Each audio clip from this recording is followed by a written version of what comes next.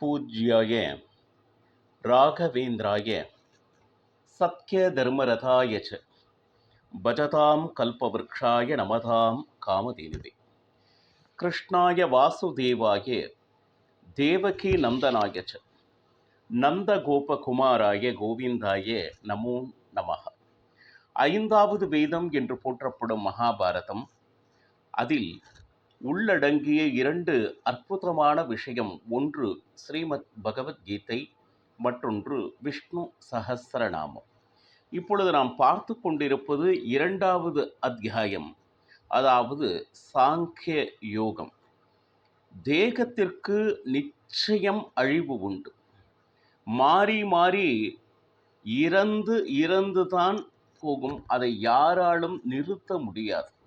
ஆனால் ஆத்மா என்றும் அழிவற்றது, நித்தியமானது என்பதனை தன்னுடைய சீடனான அர்ஜுனனுக்கு கீதாச்சாரியான் பாடம் எடுத்து கொண்டு இருக்கிறார்.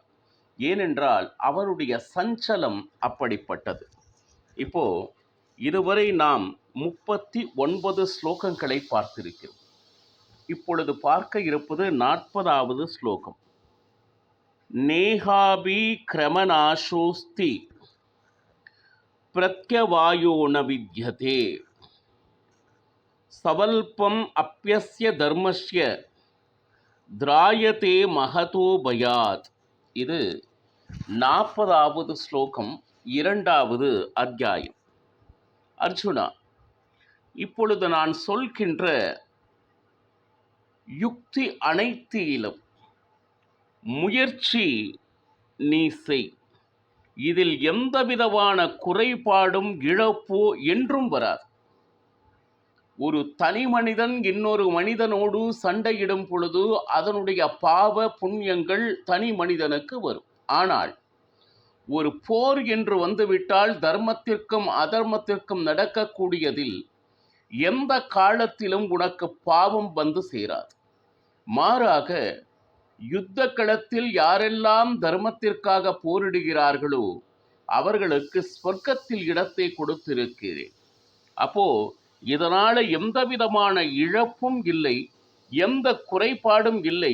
இதனால் வீண் பேச்சுக்களும் இல்லை. ஒருவேளை உன்னுடைய மன நடுக்கத்தினால் நான் போரிட மாட்டேன் என்று விலகி வந்தேயே, ஆனால் தேவையற்ற பேச்சுக்கள் மிகப்பெரிய அவமானம் உனக்கு காத்திருக்கிறது அப்படி சொல்லி.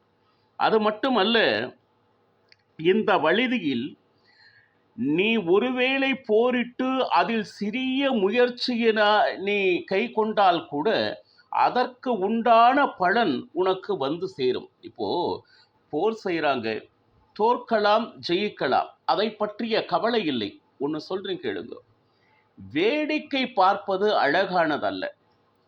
ஒரு வீரன் வெற்றி பெறலாம், தோல்வியுறலாம், ஆனால் களத்தில் நின்று போர் புரிய வேண்டும். அந்த வீரத்திற்கு ஸ்வர்க்கவாசலையே திறந்து வைப்பதாக பகவான் கிருஷ்ணன் கூறிக்கொண்டிருக்கிறார். ஆனால் இப்பொழுது அர்ஜுனனுடைய செய்கை ஒரு கோழையை போல இருக்கிறது.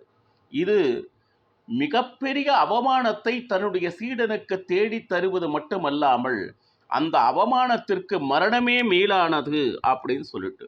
ஏன்னா நீ இப்படி போர் புரிவது எப்படின்னா, மிகப்பெரிய பயத்திலிருந்து ஒருவனை காக்கக்கூடியது அர்ஜுனா அப்படின்னு சொல்லிட்டு கீதாச்சாரியான் தன்னுடைய சீடனுக்கு கூறிக்கொண்டு இருக்கிறார். அடுத்த ஸ்லோகம் 41. இப்போ விவசாயாத்மிகா புத்திர் ஏகேஹ குருநந்தனஹா பகுஷாக்கா ஹெணம் தாஷ புத்தயோ விவசாயினாம். இது 41வது ஸ்லோகம். சத்திரிய தர்மத்தில் இருக்கின்ற ஒவ்வொருவரும் எப்பவுமே தாங்கள் என்ன செய்கிறோம் என்கின்ற ஒரு விஷயத்தில் மிக உறுதியாக இரு. எப்படின்னா, ஒரு வீரனுக்கு எப்பவுமே தான் தன்னுடைய முழு பலத்தை பிரயோகித்து நிச்சயமாக வெற்றி பெறுவேன் என்கின்ற திடகாத்திரமான நம்பிக்கை முதலில் இருக்கும். வெற்றி தோல்வி வேறு, ஆனால் நம்பிக்கை என்பது வேறு. நான் நிச்சயமாக வெல்வேன் அப்படிங்கிற ஒரு நம்பிக்கையோடு தான் எந்த ஒரு வீரனும் போர்க்களத்தில் இருக்க வேண்டும். இவர்களுடைய லட்சியம் ஒன்றே ஒன்று. என்னது? குரு வம்சத்தினுடைய செல்வனாக இருக்கக்கூடிய அர்ஜுனனே பாருங்க, ஒருவேளை இந்த நம்பிக்கை குறைபாடினால் வேண்டாம் வேண்டாம், போர் செய்ய வேண்டாம், எதிரிகள் மிகவும் பலமாக இருக்கிறார்கள், இவர்களோடு நான் மோதினால் நிச்சயம் தோற்று விடுவேன் இப்படின்னு ஒரு மன சஞ்சலத்தில் ஒருவேளை ஒரு வீரன் இருந்தானே ஆனால் அந்த பயம் என்ன ஆகும் அப்படின்னு கேட்டிங்கன்னா, மேலே மேலே அதற்கு காரணம் பல கிளைகளை அது கொண்டு வந்துவிடும். ஆமாம், கரெக்ட், நாம் போர் புரிவது தப்பு. ஏன் அப்படின்னா காரணம் நிறையா இருக்கும். ஒன்று சொல்லட்டுங்களா? இந்த காரியத்தை நான் செய்ய வேண்டாம் என்ற மனம் ஏதோ ஒரு காரணத்தினால பயந்து அதை என்ன சொல்லுது தவிர்க்க நினைத்தால் நிறைய காரணங்களை அடுக்கிக் கொண்டே போகலாம். இந்த இடம் சரியில்லை, இந்த ரதம் சரியில்லை, என்னுடைய பானம் சரியில்லை, என்னுடைய வீரம் சரியில்லை, கூட இருக்கக்கூடிய வீரர் சரியில்லை. அப்போ இந்த மாதிரி ஒரு காரணம் இல்லை, நான் புரியாத இருப்பதற்கு பல காரணங்களை மனம் தேட ஆரம்பித்து விடும். ஆனால் போர் புரிவதற்கு ஒரே காரணம் போதும், நான் ஒரு வீரன் என்கின்ற நம்பிக்கை ஒன்று போதும் அர்ஜுனா அப்படின்னு சொல்லிட்டு 41வது ஸ்லோகம் சொல்கிறார். அடுத்து 42வது ஸ்லோகம். யாம் இமாம் புஷ்பிதாம் வாசம் பிரவதன்க விபஷிதः வேதவாத்ரதா பார்த்த நான்கத் அஸ்தி இதி வாதினஹ. அடுத்த ஸ்லோகமும் சேர்ந்த மாதிரி இருக்கு. காமாத் மானக ஸ்வர்கபரா ஜென்ம கர்ம பலப்பிரதாம் கிரியா விசேஷ பகுலாம் போகைஸ்வரிய கதிம் பிரதி. இப்போ 42 மற்றும் 43வது ஸ்லோகம் 2வது அத்தியாயத்தில் பாருங்க. ஒரு சிலர் சிற்றறிவு பெற்றோர் அப்படின்னு சொல்றாங்க. எப்படின்னா, இவர்களை எல்லாம் ஒரு சின்ன ஒரு புகழ்ச்சியான ஒரு வார்த்தைகளை அவர்கள் முன் நீங்க வைத்தேயானால், உன்னை போன்ற அழகு யாருக்காச்சும் இருக்கா, உன்னால் முடியாதது ஏதானும் இருக்கா, அவனிடம் அந்த மாதிரி ஒரு பண்பு இல்லாமலே இருக்கும், ஆனால் இல்லாத ஒரு பண்பை கூட இருப்பது போல அவனிடம் வார்த்தைகளால் அலங்கரித்து ஒருவேளை நீங்கள் சொன்னீர்களே ஆனால், உடனே ஆஹா நான் அவ்வளவு பெரிய அழகா என்று அதை நம்பி விடுபவர்கள் சிற்றறிவு பெற்றவர்கள். உண்மையில் மற்றவர் நம்மை சொல்வது ஒரு பக்கம் இருக்கட்டும், முக்கியமாக நமக்கு தெரிய வேண்டியது நாம் யார் என்பது மற்றவரை விட நமக்குத்தான் தெரிந்திருக்க வேண்டும்.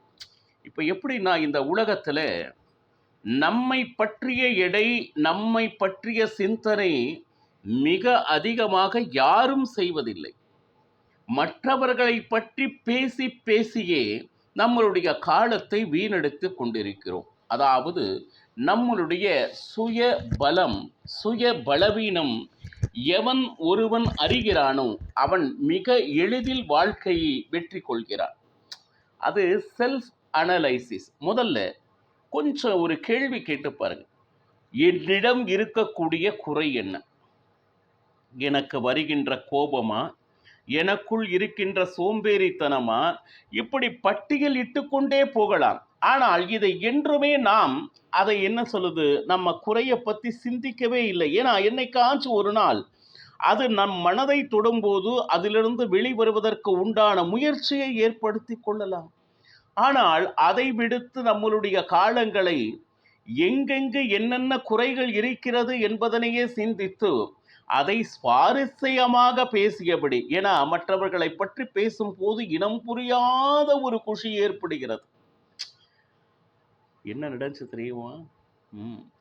உடனே என்னன்னா, கேட்பவர்களுக்கும் அதை சொல்பவர்களுக்கும் மிக அதிகமான சுவை கொடுக்கக்கூடியது என்னன்னா, அடுத்தவன் வாழ்க்கையில் என்ன நடந்தது என்பதனை.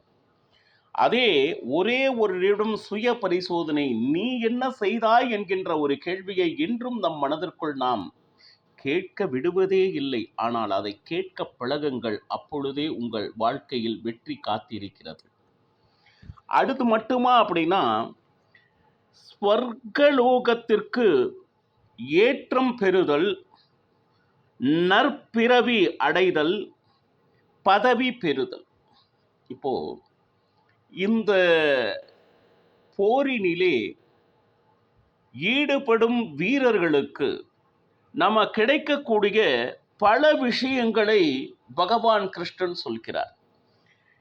எதிர்த்து நின்று போர் புரியும் வீரன் நிச்சயமாக ஏற்றம் பெறுவான், அதில் எந்த விதமான சந்தேகமும் இல்லை என்பது ஒரு பலஸ்துதியானால், ஒருவேளை அவன் இந்த பாரத போரிலே பங்கு பெற்று தோல்வியுற்று மரணமடைந்தால் இதைவிட ஒரு உத்தமமான நல்ல பிறவியை இறைவன் கொடுக்கிறான் அப்படின்னு. இரண்டாவது, அது போக உயர்ந்த பதவியை பெறுகிறான் என்கின்ற 3 விதமான பல ஸ்திதிகளை பாருங்க. இது எல்லாம் ஒரு வீரனுக்கு கிடைக்கும் அர்ஜுனா. அது மட்டுமே அப்படின்னா பாருங்க, புலன் உகர்ச்சி, அதாவது இந்திரியங்களுக்கு சுகம் கொடுக்கக்கூடிய ஒரு விஷயங்கள், செல்வமிகு வாழ்வு.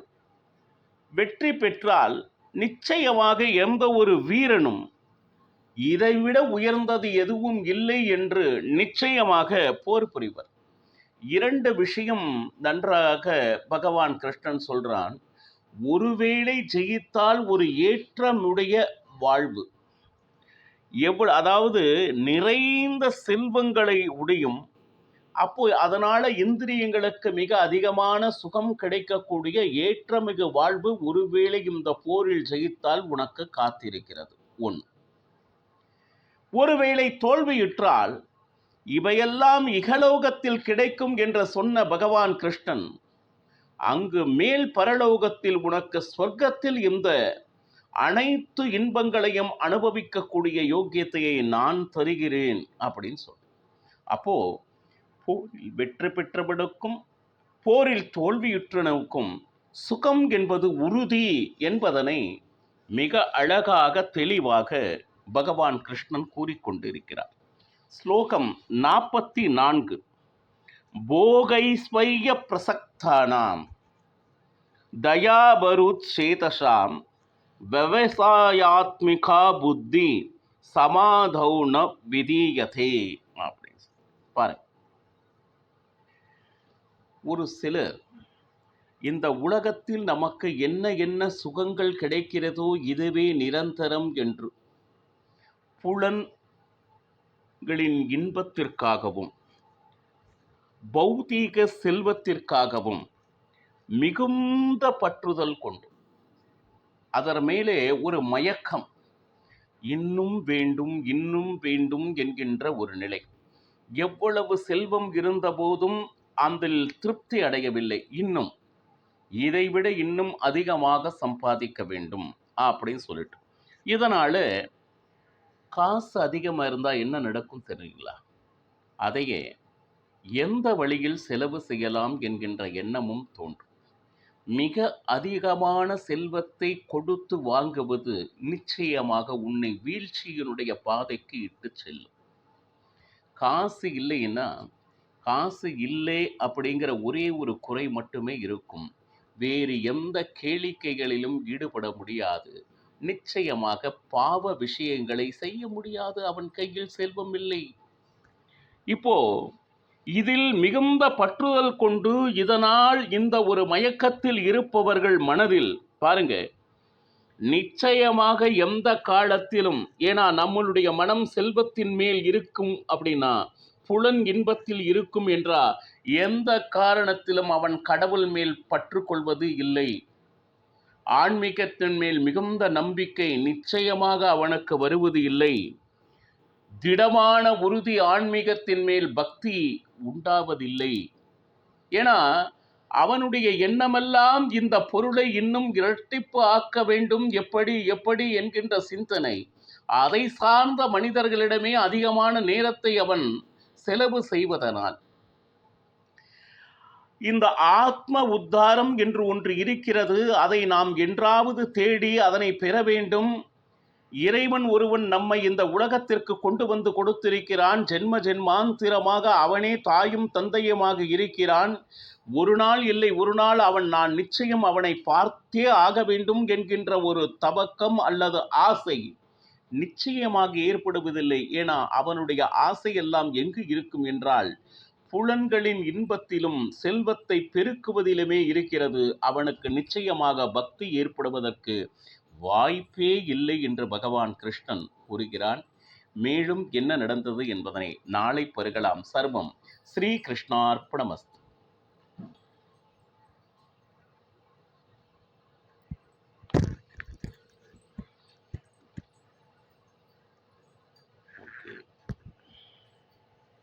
இதை எடுத்து